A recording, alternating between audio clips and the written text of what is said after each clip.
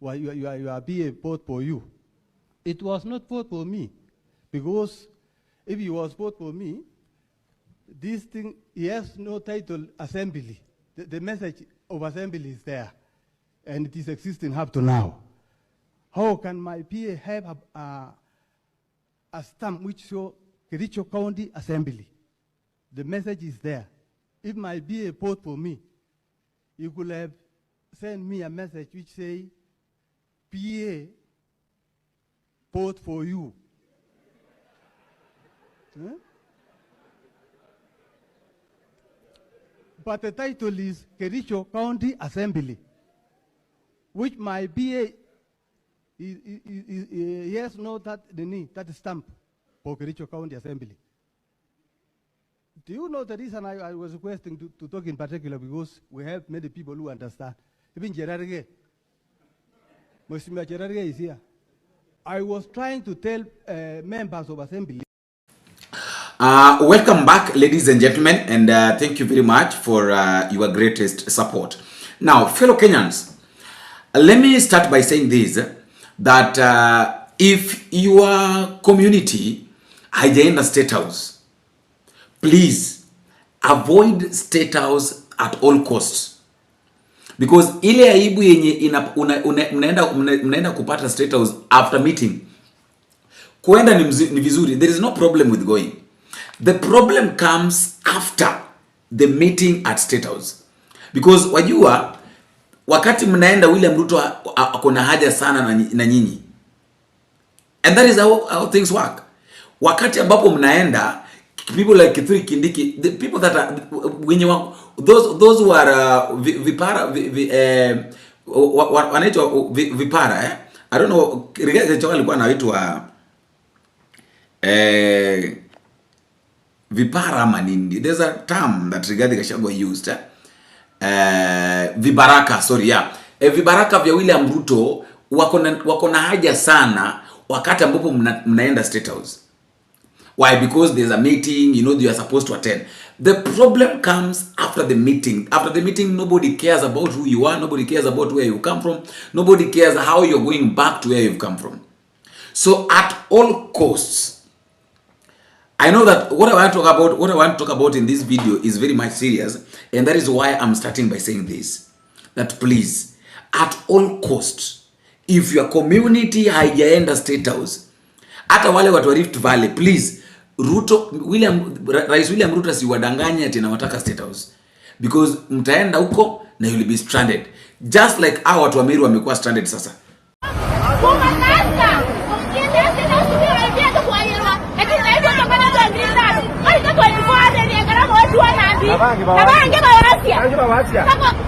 Tunaenda kwa Meru kuibia nani kelele? Alipatiana ngapi? Toka hapo itabi sine. Ndio tukawa kumelikuwa. Karapata kwa ingia bakola.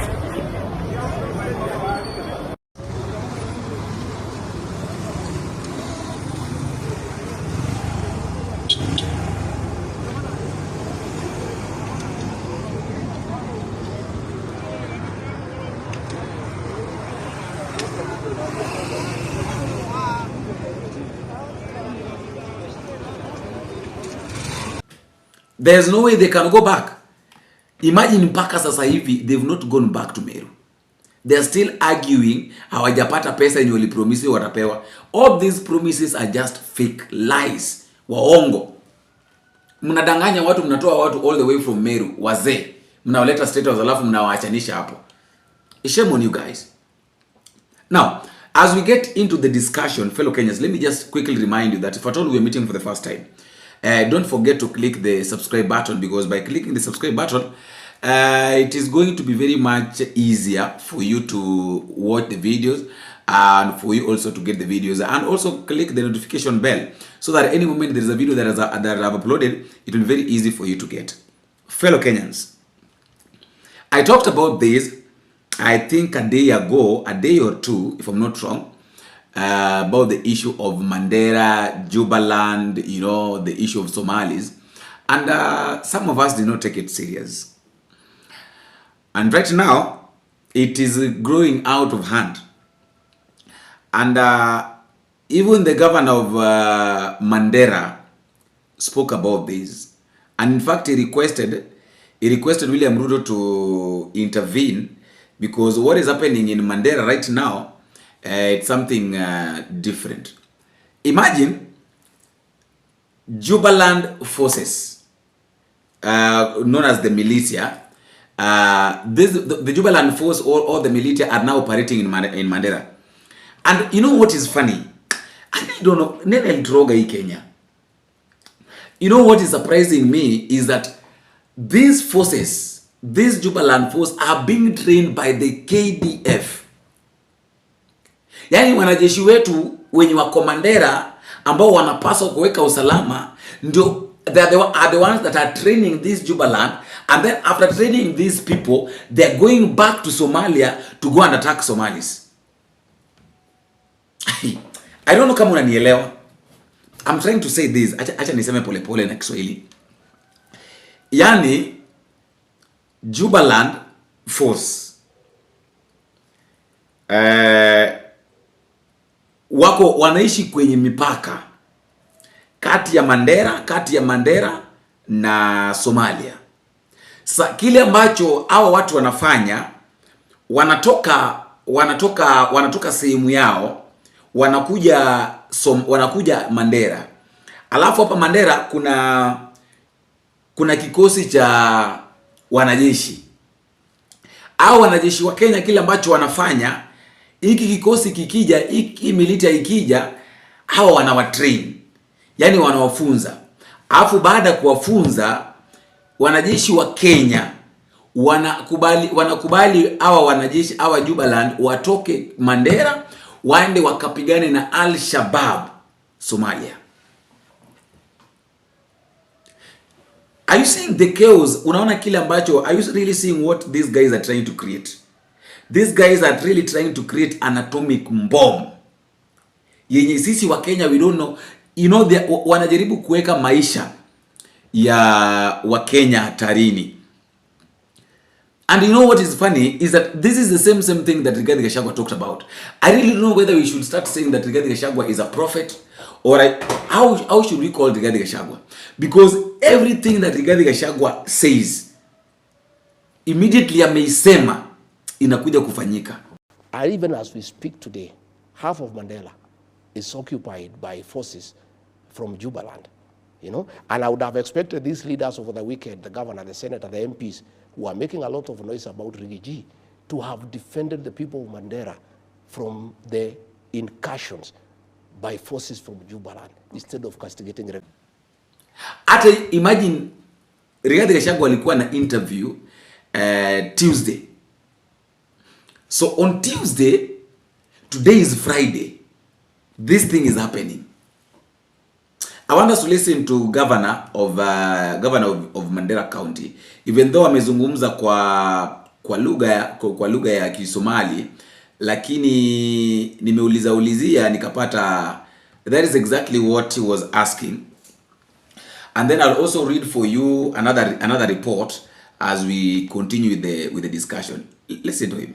Arrintan Somali kasoo bilaw 1992 ilaa waqtigan mar kasta oo dhaco col ama Arabi dhinacaas ku dhaco Mandera zaida sameys. Arrimaha badan oo soo marnay waxaan soo marnay niman la yiraahdo al-Ittihad, waxaan soo marnay Islamic Union, waxaan soo marnay olaha qabiilada.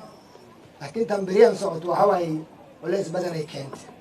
Kuwii hore waxa way wadankii Kenya dhaxmagal narantaas haduu dhib dhaco waxa uu dhinacaas Soomaaliya. Hadda Kenya ama ciidankan Kenya la yiraahdo KDF waxay noqdeen dad u shaqeeyo ama isku diro dadka Soomaaliya. Ciidan hadda la keenay oo kambi loo hagaajiyay oo tababar bilaabeen KDF na magaaladan iska joogaan waa macquul maaha. Waa arrintan ay isla jiraan. We want to call upon His Excellency the President of the Republic of Kenya, who is also the Commander-in-Chief of all the armed forces. Mandera cannot be turned into a battleground for Somalia. We have no interest in Somalia. The only interest we have in Somalia is peace. If they cannot peace and fight, then we have no business to involve in the internal affairs. They have opened a camp in BP1. BP1 primary school is now closed. And there are people who want to do exam in the next 1 month. How do you close a public school and turn it into a military training camp? It is impossible. So tunawaeleza immediate relocation of Jubaland force out of Mandera. Immediate. I want to tell them, if you don't do it, we will do it ourselves. Kama unataka unasaidia peleka Somali, saidieni huko. The Somalis are flat. You cannot. Huwezi funga mashamba ya wananchi, huwezi funga shule, huwezi funga water supply, huwezi uwa watu wetu ovyo in the name of supporting a faction in Somalia. What interest do you have in Somalia? We don't have any interest. So tunawaeleza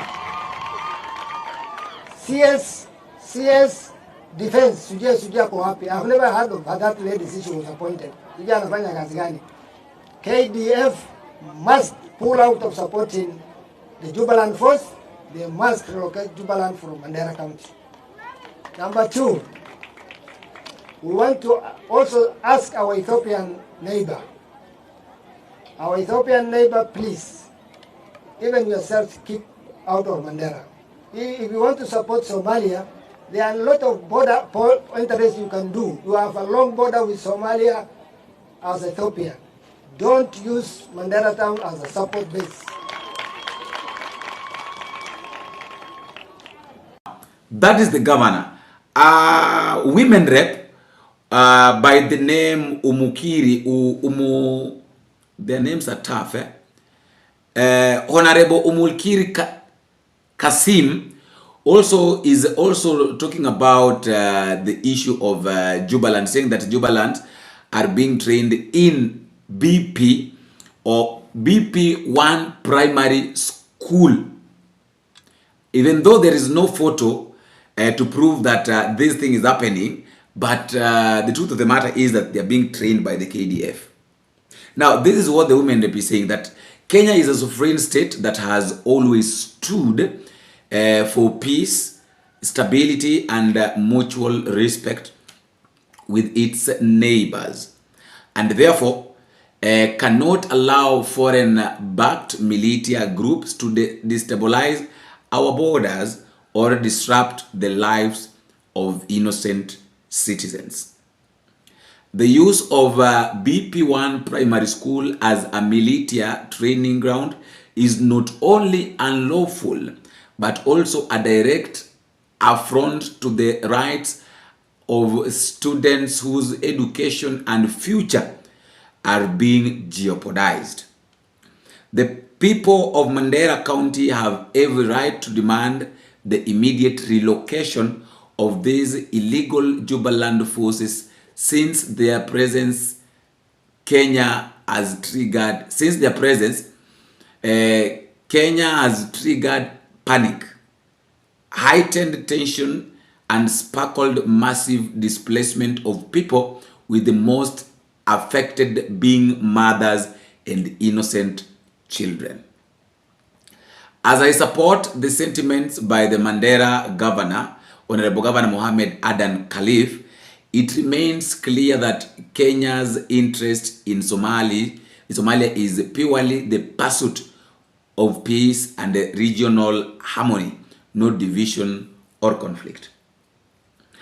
For those who watched my previous video when I was talking about this, immediately when this thing was happening, it was very clear that this war is really bringing a lot of chaos in Mandera. And at Wamama, it is forcing people to relocate. Now, what happens when people relocate? When people decide to relocate, inaenda kuleta ile kitu inaitwa, how do you call it? Wakimbizi, refugees. So the people of Mandera are going to be refugees in another place, because where they are supposed to live cannot contain them. Where they're supposed to live iko na vita imechacha pale ambapo wanaishi. So there is no way they can live there. It's forcing them to relocate. He's forcing him to run away. Now, my question to our KDF, why are you at the border? Let me just ask that simple question. Why are you at the border? Are you at the border to train a militia, or you are at the border to bring peace? Now, let me just read for you some of the comments. People are really commenting here, and there are people who are saying, let me just read for you their comments, because you know, this is our country, and we just have to protect it. Now, after the governor have spoken, there are a lot of comments here. Let me just read for you what people are saying.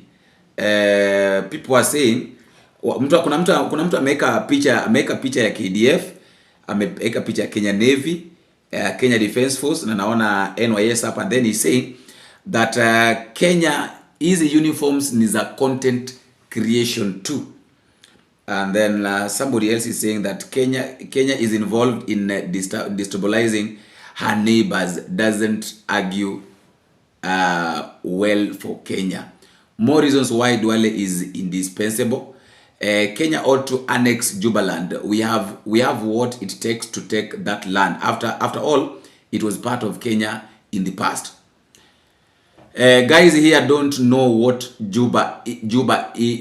I think what is Jubaland? Let me explain. Somebody is trying to explain. There's nothing like the Somalia as a country. We see Kenya map, but there is Somaliland. Somalia, which has Mogadishu as capital, and Jubaland is near Kenya. KDF is allies to Jubaland because of one common enemy. KDF is trying, okay, the guy is trying to tell us why KDF is offering to train the Jubaland, the Jubaland forces, or the militia. Is trying to say that there is only a common enemy. A common enemy here is Al-Shabaab. So when the KDF is training these people, I want to train because they have to go and fight the KDF, the Al-Shabaab. But then that one is not an excuse of why KDF are supposed to train these guys. Is okay.